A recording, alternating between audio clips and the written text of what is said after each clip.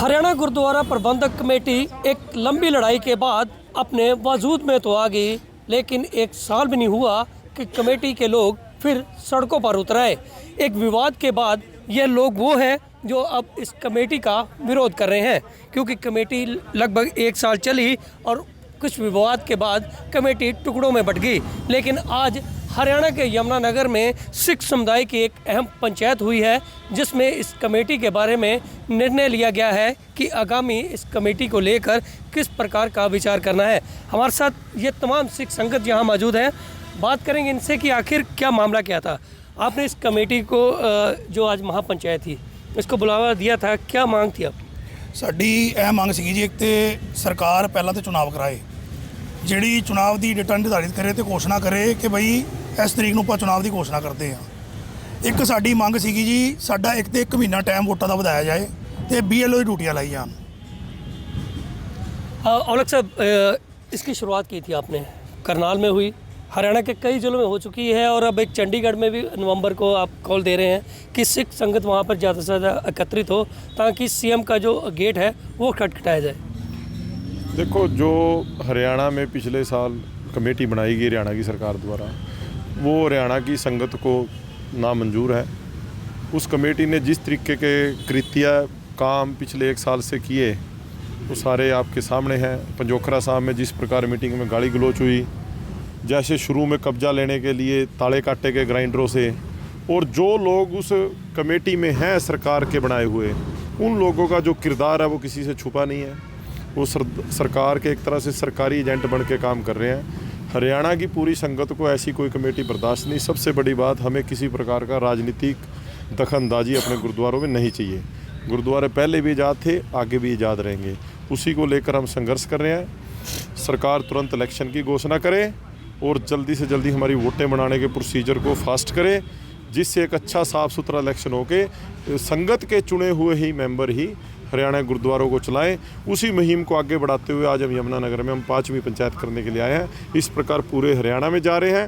22 नवंबर को नाडा साहब पंचकूला में एक बहुत बड़ा इकट्ठ रखा गया पूरे हरियाणा का। वहाँ से यदि सरकार इलेक्शन अनाउंस नहीं करती उससे पहले, तो 22 नवंबर को चंडीगढ़ मुख्यमंत्री का घर घेरने के लिए जाया जाएगा। तो बिल्कुल नवंबर के बीच में अगर उससे पहले चुनाव होता है तो ठीक है, नहीं तो CM का घेराव करेंगे। गुरबीर जी, आपसे जानना चाहता हूँ कि कितना जो टाइम है ये बीता है और फिर से जो कमेटी है वो सड़कों पर है? ऐसा है जी, 20 सितंबर को आज ही के दिन जो है ये कमेटी का गठन हुआ था सुप्रीम कोर्ट के कहने पर। उसके बाद 21 दिसंबर को इन्होंने क्या किया, इन्होंने एक 38 मेंबरी कमेटी बनाई और उसका प्रधान मंत्री करमजीत बनाया गया।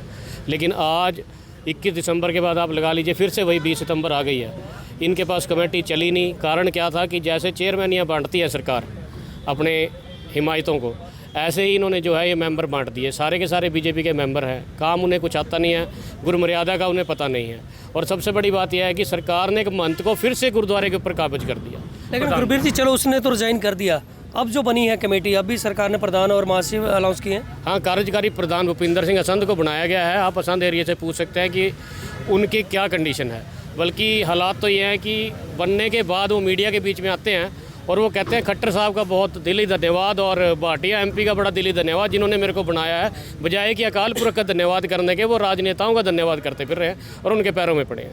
मनदीप, आपने अभी मंच से एक अनाउंस किया था कि अगर कोई बात नहीं सिर लगती तो ये जो भी इस वक्त कमेटी के मेंबर हैं उनको एक अल्टीमेटम दिया जाना था। क्या अल्टीमेटम है, किस प्रकार की आप लड़ाई लड़ने जा रहे हैं? देखिए, जेड़े मेंबर बनाए गए हैं वो तो सानू पता है, प्रधान जेड़े सैकटरी हैं वो BJP दे RS दे लोग ने। जेड़े मेंबर ने कहने भी असी गुरु घर की सेवा करूँगे, क्योंकि दोषी तो वो भी ने। अगर वाकई गुरु ग्रंथ साहिब नूं मनदे हैं, गुरु ग्रंथ साहिब का सत्कार करते हैं, सेवा करना चाहते हैं सिख समाज की, तो वो भी रिजाइन करे ना।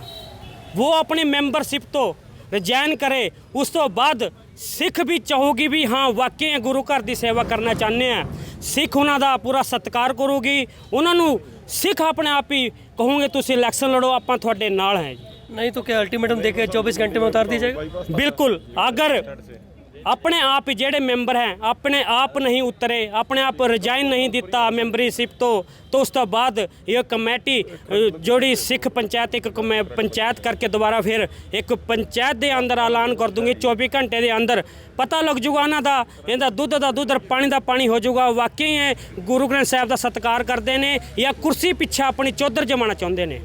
तो बिल्कुल एक लंबी लड़ाई के बाद भले ही हरियाणा गुरुद्वारा प्रबंधक कमेटी अपने वजूद में आ गई हो, लेकिन एक साल नहीं बीता कि हरियाणा कमेटी टुकड़ों में बट गई और आज से फिर संगत यही कह रही है कि अब वह चुनाव भी कराएगी और अपनी मनमर्जी के प्रधान और महासचिव चुनेंगे, ना कि सरकार के थोपे हुए।